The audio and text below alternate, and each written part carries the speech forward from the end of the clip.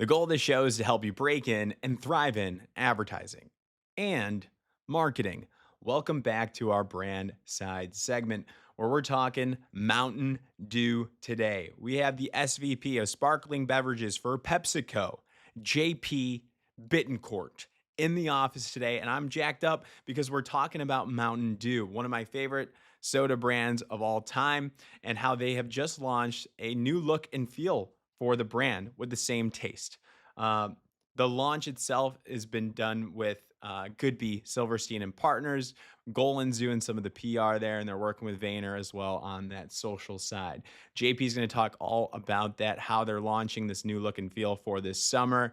It just happened, I believe, May 6th-ish, so it's very timely. I can't wait for you all to listen and to learn about marketing, what goes into it, the listening, and all the background to launch something like this. It's an incredible lesson for anybody in marketing or working within an agency.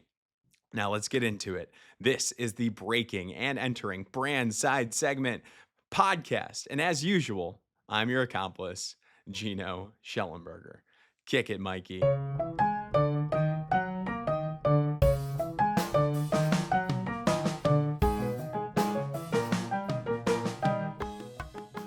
Alrighty, JP Bittencourt. Yeah. Welcome to the Breaking and Entering BrandSide frickin' podcast. How are you doing today, sir? Dude, I'm here. I'm awesome. I'm awesome to be here. Cheers, Cheers my to brother. that. Yes. What are we sipping on? Tell We're us. sipping on some Mountain Dew, man. New visual identity, new campaign launched yesterday, and it's a great moment for the brand. We got to talk about that. We got to talk about your role, and then any advice for the next generation. How does that sound for a run a show? Sounds fantastic. Mountain Dew, big Pepsi family growing up, PepsiCo family. My uncle was on like the truck driver for the company. Front line. Oh yeah, Yeah. and definitely have memories of him bringing back Mountain Dews for us. It means a lot to me. So this is very sentimental. I really appreciate you coming in. Tell me about the brand. Tell me about your role specifically. VP of Brand Marketing. Is that the correct title? Yeah, I'm the SVP of Sparkling for PepsiCo North America Beverages, U.S. Beverages. So that's Pepsi, Mountain Dew, Starry, Mug, and Bubbly. So all the sparkling brands. Yeah. But most recently, I was the VP of Brand Marketing for Mountain Dew. So this one's obviously very near and dear to my heart, and something we've been working on for the past year or so. Okay, so what does that mean? What have you been working on with Mountain Dew? To give me the rundown. Yeah, complete brand overhaul from a visual identity, from a logo perspective, from a positioning standpoint to the partners that we're engaging with, and just really going back to the heritage of the brand. And so you talk about your uncle, back in the day, like Dew has just such a strong heritage and authenticity that we just felt needed to be brought forward. And so working with our design team and some great agencies coming through with actually, a new logo that's rolling out right now. So you'll see that in stores nationwide. But on top of it, progression of the relationship that we've had with Goodby for over the past, I would say, year and a half or so. Yeah. And just working in terms of trying to bring this level of energy and good times gathering, like people just having a damn good time together and just celebrating just how freaking refreshing and awesome Mountain Dew is. And has the taste changed at all? Not at all. Not at all. No. Same flavors, Yeah. same formula, all of that. The feedback we've seen so far from consumers, so we'll go on the subreddits and just see what people are chatting about. Pretty overwhelming positive reception to the brand. I mean, even simple things like the name actually getting written out, not being this sort of angular aesthetic that we used to have, made a big deal. Having a little bit of a nod to the establishment in 1948. All kind of cues that kind of reassure and give focus to the legacy that Dew has had over decades. What is that legacy? So it says here, I see it very clearly, 1948. Yeah. It was established. Born in Tennessee.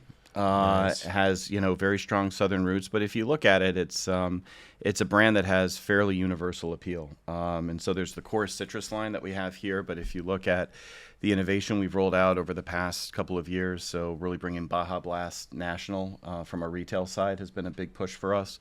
So it's much broader than just a citrus flavor. We really look at it as this bold, full flavor lineup portfolio that we have, and folks love it.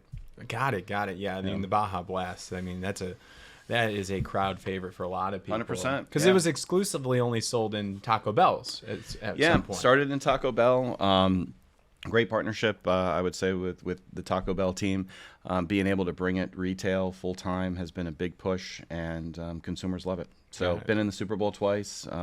Just really, really good feedback. You guys were in the Super Bowl this year, and I Correct. love the spot. made Yeah. by Goodby. Seal Yes, singing. seal is a seal. Yeah. That was incredible. It's one of the few spots that people still call back to. They True. remember. I like to do this little thing with people. It's like, do you remember any Super Bowl commercials? Like, what I was do your the same favorite? thing. Yeah, Same thing. Yep. and they remember that. Absolutely. Like that was the thing. If you went down any main street, I'm convinced of this in the U.S. The day after the Super Bowl, and you asked folks like, "What were the 3 spots you remember?" Pretty confident "Seal is a Seal" would be one of them. And I think, And great partner, by the way. So worked with him yeah. deep, We gotta talk from a about that. re-recording of the song. Partnered with Taiko Waititi as our director. Okay. Just great program. Becky G, bringing the dude. Just great ensemble cast. Totally. Any funny stories from Seal? Extremely relatable, Yeah. very down to earth, true partner. It was funny when we were first kind of exploring the whole, writing of the song, "Kiss from a Rose" to "Kiss from a Lime." We're on a call with him, and he's in England, and the creative from Goodby is she's starting to sing to him, playing like, "Oh, kiss from a lime," right? Just trying to get through it. Yeah. And he's just kind of like listening, and then all of a sudden he's like, "All right, let me show you how it's really done." And then he just kind of belts it out, playing the guitar. And it's one of those things where, I mean, as you get close to certain talents out in the world, it's there is that sort of it factor, and you can just see how he was able to just turn it on just like that. But Totally. couldn't be great. We did a vinyl release with him, sold it on the TikTok shop. So not only would you was the spot great, but actually the song just had a huge following as well. He even went ahead and did a club remix for us, like totally we didn't even ask for it, and he was just like, "Hey, I was looking at this. What do you think?" Remix. Club remix. I like that. Yeah, "Kiss from a Lime."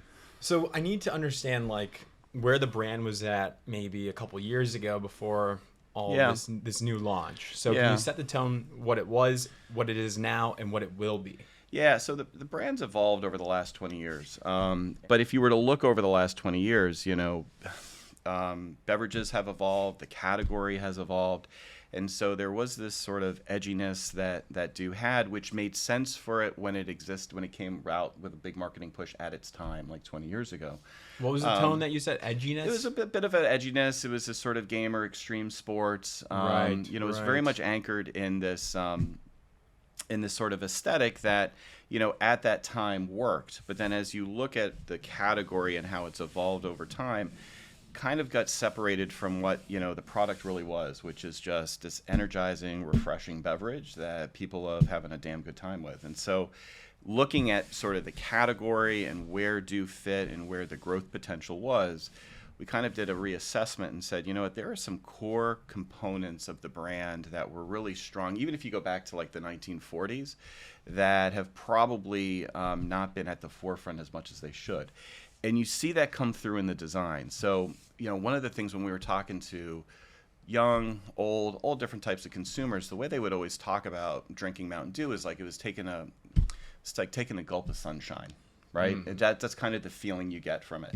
And so we actually integrated Rays into the logo. And so trying to find sort of what the beverage meant to folks, how it made them feel, and then putting that in not only into how the brand came to life from a product side, but also how it comes to life in all of our creative comms. And that's where the Mountain Dew comes to play. That's just the overall world that we're building about, going to the mountain. When we start talking about the consumer, it's no longer a single solitary person, trying to rip something down off of a mountain. It's, having a really awesome time with friends. And so all of those components have been built into the consumer comms and into the visual identity that you see. I love that you're talking with the consumers, like, doing 100%. this, you have to listen to them. And, but for an established brand like this, like maybe you can get away with just like doing the same old.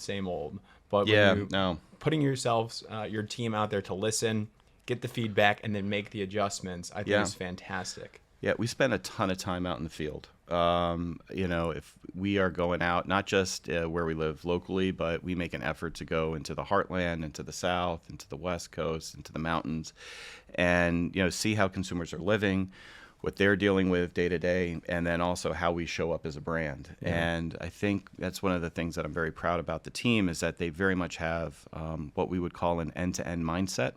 So don't get me wrong, like working on Super Bowl spots is awesome and creative, and talking with you guys is great. Yeah. But at the end of the day, it's people like your uncle who are delivering the product to people at store shelves in rural Illinois or Ohio or California, and really trying to make sure that how we show up matters. Yeah.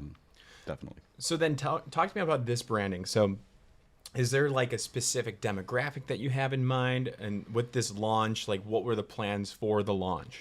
Yeah, so it's delicate, right? So you have very high loyalty with the heavy medium consumer, right? So you want to be cautious to the sense that you're not going so crazy that you're alienating them.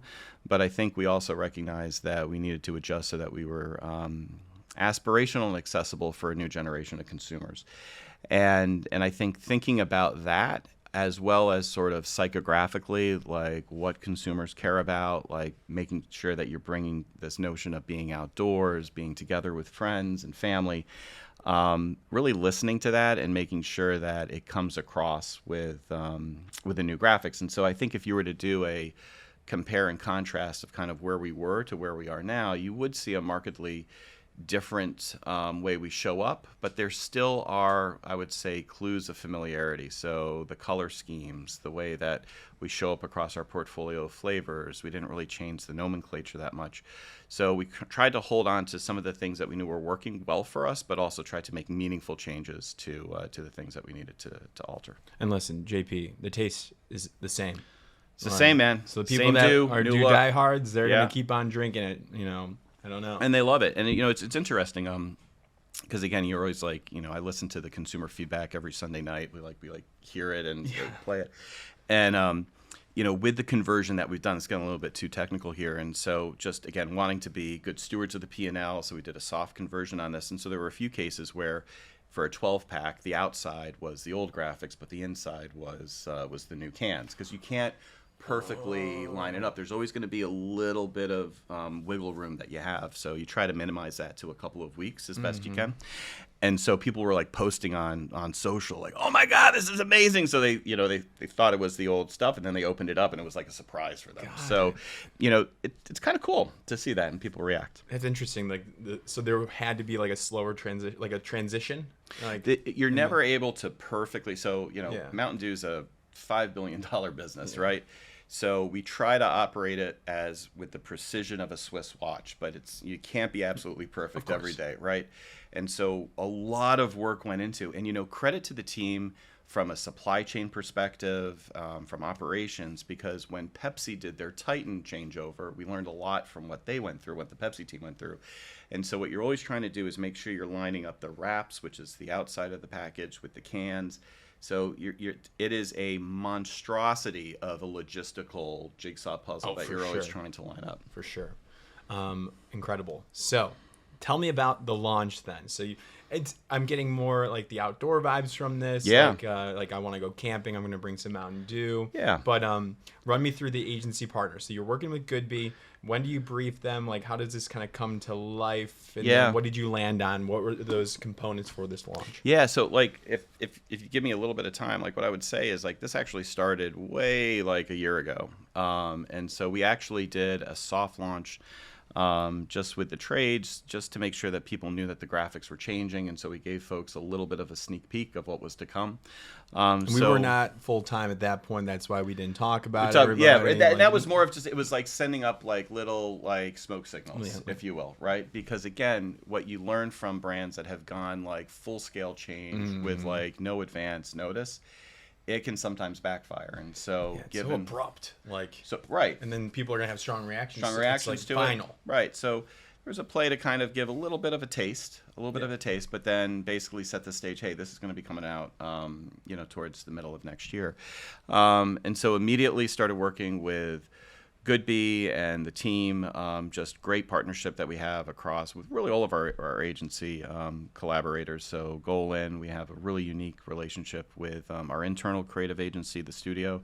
Shout out to Lou Arbiter and the Vayner team, which we have a unique model. And so really working across that group plus with creators to really start leading into this kind of 360 rollout. So very much anchored in a piece of consumer comms that rolled out yesterday. So all about showing people like having an awesome time on the mountain, but then part and parcel with it is building out these great out-of-home displays, so taking over hotels like the JW Marriott in Indianapolis before the Indianapolis 500, doing drone shows in Chicago, Utah, Des Moines, Dallas. They look sick. It's amazing what they can do, right? Yeah.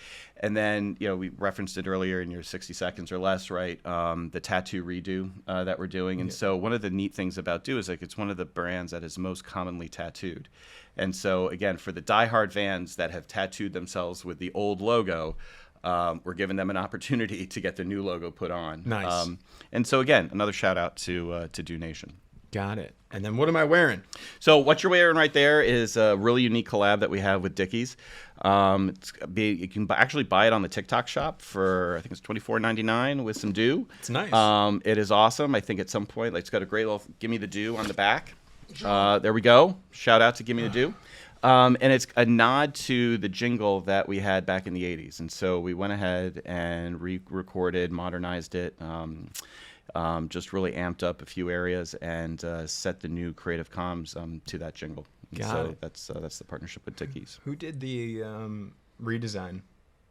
So the redesign was led by our internal design team. So one of the Nice. great things that you have with a company like PepsiCo is just really just experts in their field, and started partnering with them well over a year ago, and looked at a variety of different ways in. Obviously had a fair amount of consumer qual testing on this, and a lot of times we just focus on the logo, which obviously is very important when you start thinking about where it shows up and all of it. But what I'm most proud about the team, though, is that they just didn't stop there, and they really recreated a whole what we call visual identity system. And so when you think about a logo and you start extrapolating it across, back in the day when Do rolled out, in the 1940s, it was it's the traditional OG green, citrusy, delicious flavor beverage. But now we have Baja, Code Red, Livewire. We have a host of other flavors that are out there, and so you have to create a system that allows you to work across in a complete portfolio. Mm-hmm. So you need to have that ability to scale it, but then you also have to think about where you show up as a brand,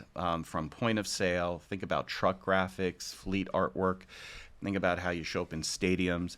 And so building that whole visual system for us that's, again, anchored and being cohesive, I think is just a real testament to the team. So shout out to Leon Imus and Sean Holes for that. Yeah, you got to send me that brand kit. I would love to scroll through it, Yeah. all the pages. Yeah. Like that fires me up. Yeah. I love that stuff. It's the word I use is tradecraft. I think sometimes we forget about the level of craftsmanship that's involved in a lot of the work we do, and that's something that you can't just bang out on a Sunday afternoon. Like, you really have to be purposeful in the work that you're doing. And I like that you had the internal team do that, because they know the brand. They have they're the archivists of the brand. 100%. They're stewards of it too. 100%. So that's really Yep. great. And then you get the external partners that help you launch it to the world and the external campaigns. My question, Yeah. Oh boy. right now, Here we go. summer's coming up. Is this a gotcha moment?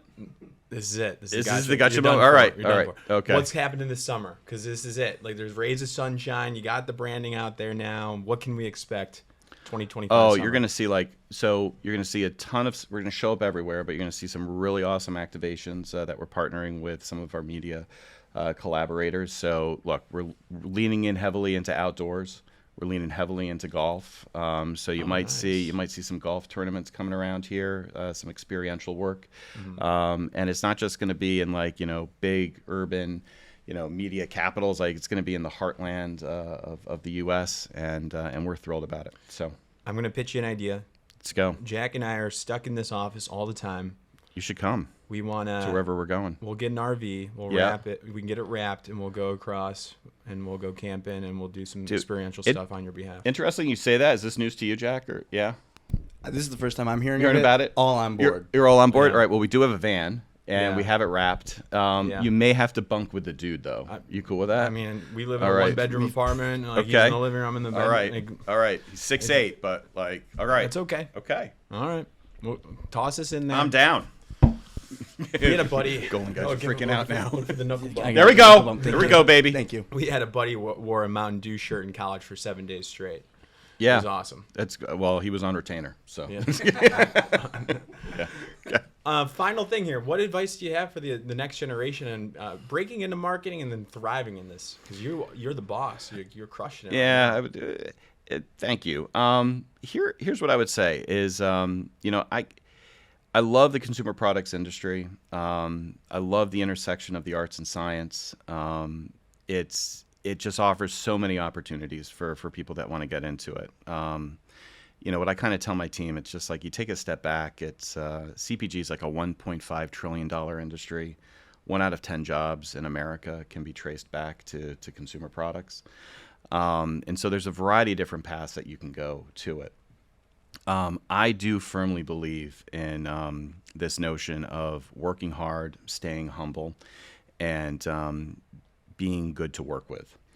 I'm amazed at how often folks will just kind of look for shortcuts to this. So like where I am right now is the result of 20 plus years of just learning the craft. And that craft was not, working on halftime shows or doing Showtime documentaries or filming with Seal. This was working with people like your uncle who were delivering to the front line. It was understanding, how we make, move, and sell our products.